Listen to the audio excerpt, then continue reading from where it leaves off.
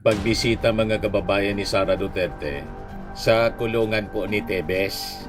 Kasi tuwang-tuwa yung mga DDS na pinapalabas nila. Malian niya yung naging claim ni Ramil Madriaga na siya yung binisita. Hindi mapala siya yung binisita, kundi si Tebes. Naitanong kasi mga kababayan kay John B. Crimolia, DILG Secretary, na interview ng mainstream media. So sabi ni John B. Crimolia, VP Sara Duterte visited Tebes, not Madriaga in jail. Ayun, tuwang-tuwa yung mga DDS influencer. O kita mo na niya, mali yung sinasabi ni Madriaga na siya yung gustong bisitahin. Hindi niya si Madriaga yung gustong bisitahin, kundi si Tebes. Mission documents kung pumunta ba talaga si VP Sara sa BGMP sa Camp Bagong Diwa. Pumunta siya raw pero kinausap niya si RD. Nagbabagang mga balita at pagtalakay sa mga isyu ng lipunan. Pulsa, opinyon, banat at paglalantad sa katotohanan. Pulsa, what you see is what you get. You decide. Hello po mga kababayan, si Dante Maravillas. Pag-usapan natin yung issue ng sabi, pagbisita mga kababayan ni Sara Duterte sa kulungan po ni Tebes. Kasi tuwang-tuwa yung mga DDS na pinapalabas nila. Malian niya yung naging claim ni Ramil Madriaga na siya yung binisita. Hindi mapala siya yung binisita, kundi si Tebes. Malinaw naman po yung sinabi po ni Ramil Madriaga na si Sara Duterte daw nagtry na bisitahin siya pero hindi niya inarap. So malamang mga kababayan, yung pagbisita niya kay Tebes, cover, di ba? It could be a cover. Pero ang talagang intensyon ni Sara Duterte, kausapin si Ramil Madriaga. Hindi siya inarap, o di may pang-cover siya. Si Tebes niya yung sadya ko doon. Pero ang tanong mga kababayan, bakit naman niya kailangang bisitahin si Tebes? Lalo sa sa alanganin na panahon. At saka si Tebes, matindi yung kaso noon. Multiple murder po yung kaso noon. Pagpatay sa dating gobernador si Digamo, Gobernador Digamo, and terrorism. Di ba? So ang tanong ngayon, what is the purpose? What is the business of a sitting vice president? Bakit niya kailangang bisitahin ang tulad po ni Tebes? O lalo na napasama. Di ba pa? Ano ang agenda ni Sara Duterte? But anyway, ibigay ko muna sa inyo yung balita. Naitanong kasi mga kababayan kay John B. Crimolia, DILG Secretary, na interview ng mainstream media. So sabi ni John B. Crimolia, VP Sara Duterte visited Tebes, not Madriaga in jail. Ayun, tuwang-tuwa yung mga DDS influencer. O kita mo na niya, mali yung sinasabi ni Madriaga na siya yung gustong bisitahin. Hindi niya si Madriaga yung gustong bisitahin, kundi si Tebes. Kinonfirm lang ninyo na talagang pumunta sa BGMP jail si Sara Duterte. Hindi man pwede siyang mag-deny nito kasi may CCTV pala at may lag. Sabi dito, Interior Secretary John B. Crimolia confirmed that Vice President Sara Duterte visited the Bureau of Jail Management and Penology Detention Facility at Camp Bagong Diwa in Taguig City.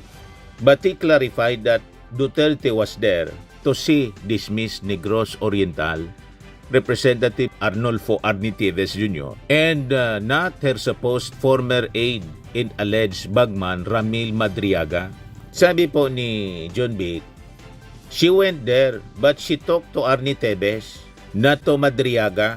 Di consistent pa rin mga kababayan sa sinabi ni Madriaga na hindi ko niya hinarap.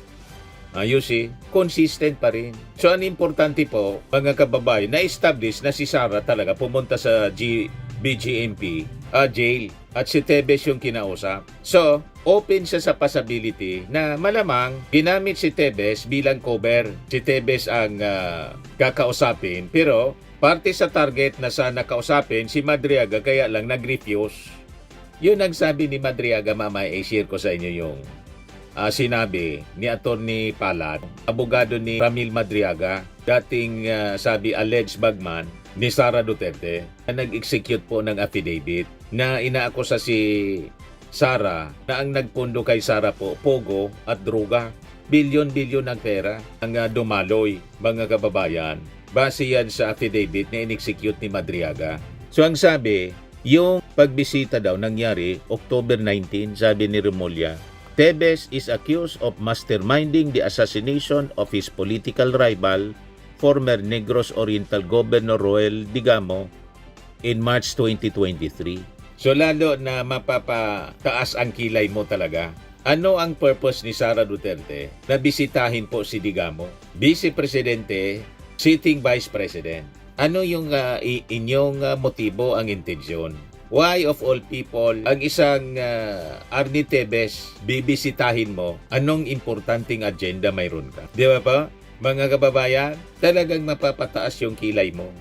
It raised more questions, mga kababayan, and doubts sa motibo. Why of all people si Digamo? O si Digamo, si Tebes, bibisitahin mo sa kulungan. Ang daming sabit po ni Tebes. Makulay ang buhay, mga kababayan ni Tebes. So according to Remulla, Duterte's visit to the BGMP facility was captured on a closed-circuit television camera or CCTV. Adding that the jail warden was with her throughout her visit. Ayan yung kwento ng warden, mga kababayan. Pero alangan man, ikwento lahat. Pwedeng hindi lahat ikwininto. The warden has shown records. The warden was present there during the meeting. Not much was discussed. They only exchanged pleasantries. Sabi po ni John Vic. So that was the extent of the report to me. Yan man lang yung report sa kanya. So pwedeng kumpleto yung report, pwedeng kulang. That is normal, mga kababayan.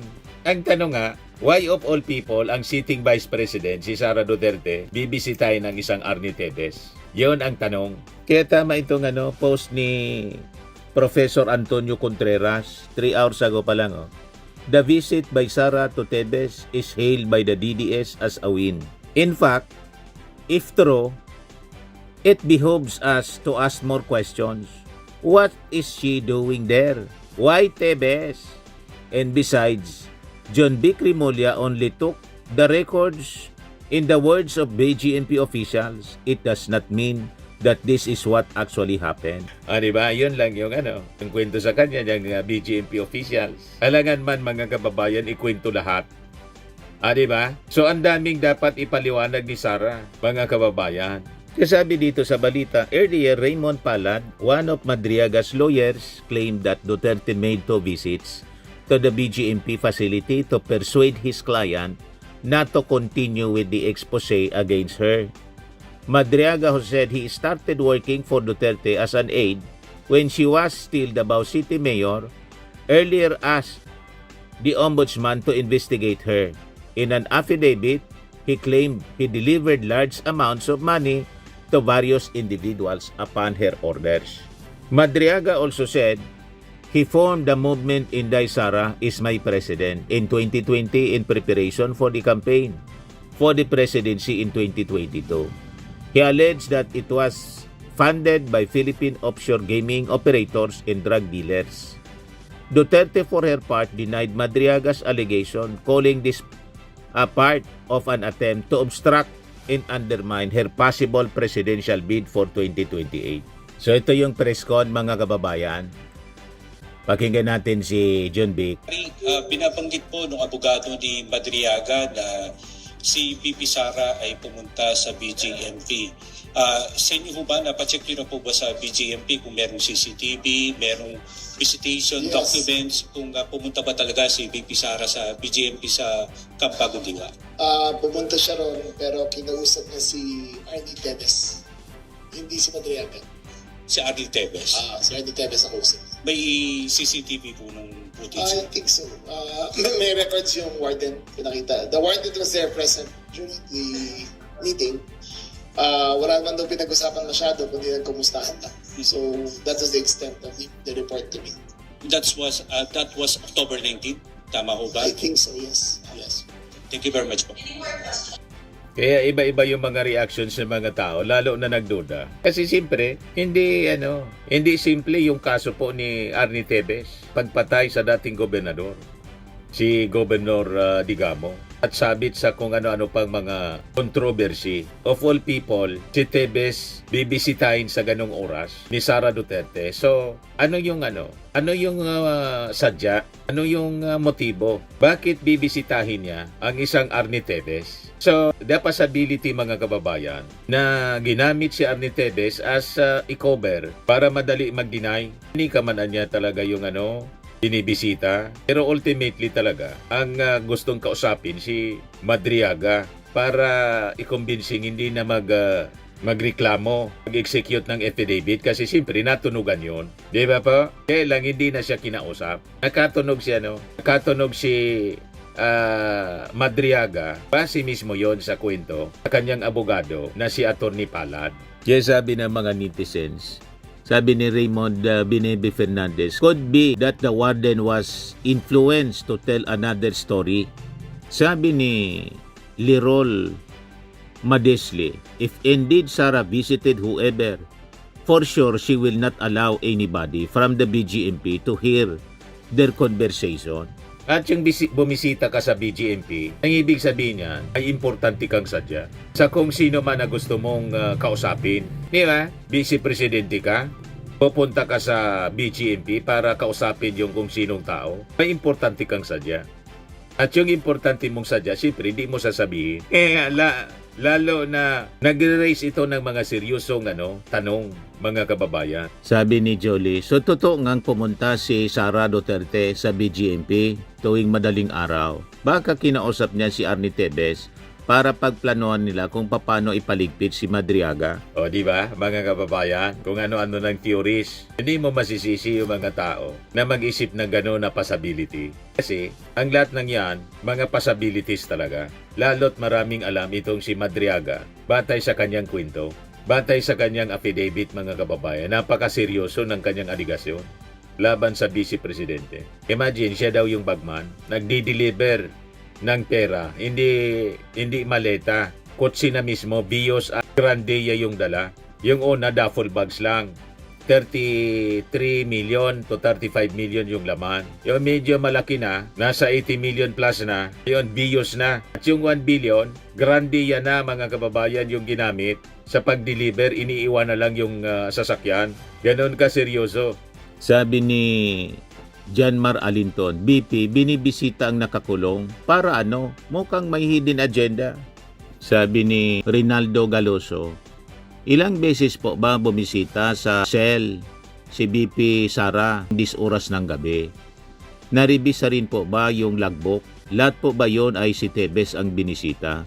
Sa pagkakaalam ko, ang mga oras na dead of the night, 12 midnight to 3 AM, ay mga oras kung saan ang katauhan ng isang tao ay nasa lowest eve.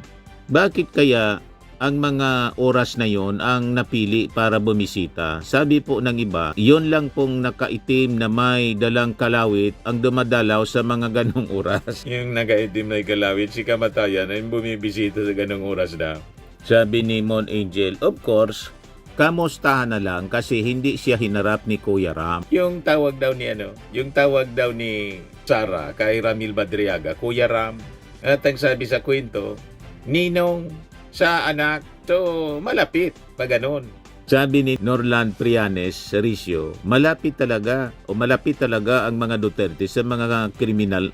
Sabi ni Lex Francisco, so bakit nagkumusta ha? You see? Malamang kasi hindi inarap, si Tebes na lang yung kinumusta. So yun ang mga possibilities, mga kababayan. Para may rason na hindi man niya siya yung aking pinuntahan, si Tebes. So may depensa. Ito yung sinasabi na yung tawag ni Sara. Pero sa Sara, si Ram. But anyway, subaybayan na lang natin yung mga susunod na kwento nito. Kasi doon naman sa affidavit ni Madriaga, ang sabi niya, I reserve the right to submit another affidavit on other matters pertaining to VP Sara Duterte, Attorney Manases Manscarpio, Colonel Dennis Nolasco, Colonel Raymond Dante Lachica, Ombudsman Prosecutor Ryan Ray Kilala, OBP spokesperson Reynold Monsayak, and other persons who were involved in the distribution and delivery of money in other related matters. So marami pa tayong aabangan na kwento. Okay po, mga kababayan. So yan man lang yung ating short video ngayon. So lagi nating tatandaan mga kababayan sa buhay, you become what you believe. Ako po si Dante Maravillas. Bye-bye. God bless. Firmax Firming and Lifting Cream, pinapahid po sa mga pulses in affected area. Mainam po sa paninigas ng mga kaso-kasuan. Ito naman po, Automax Radiant Serum. Sa mukha naman yung application, anti-aging po siya. You will look 10 years younger than your age. Sa mga cancer patients naman po, baka lang gusto ninyo itong itry. Neng siya red mix fruit drink. Hindi mo po siya gamot, food supplement siya. Kaya lang, gawa siya mga kababayan sa goji berry. Yung goji berry may anti-cancer properties. O ngayon, yung mga inquiries ninyo, dumiritso na lang kayo sa aming messenger sa Facebook para masagot namin agad. Ayos pa? Ayos na ayos niya, Mr. Maravilla. Sa mga nagana po ng malinis and spacious fitness gym, pumunta lang po kayo sa aming Colossal Fitness Gym. May Grab car rental din po kami. But anyway, ito po pala yung aming bagong product na binibenta online. I am worldwide amazing pure organic barley powdered drink mix from Australia. Negosyo to ng aking anak na architect entrepreneur Riz Maravillas. Ayan po. Kontakin na lang po ninyo siya, Riz Maravillas on Facebook. Ang mga health benefits niya, boost immunity, improves digestion, enhance energy levels, packed with antioxidants, prevent cancer. Ito naman po yung bago naming product na binibenta online. Eye Glow Serum, whitening po siya. Tingnan ninyo yung epekto sa aking anak na architect before and now. Yung mga inquiries po ninyo, dumiretso na lang kayo sa kanyang Facebook account, Riz Maravillas.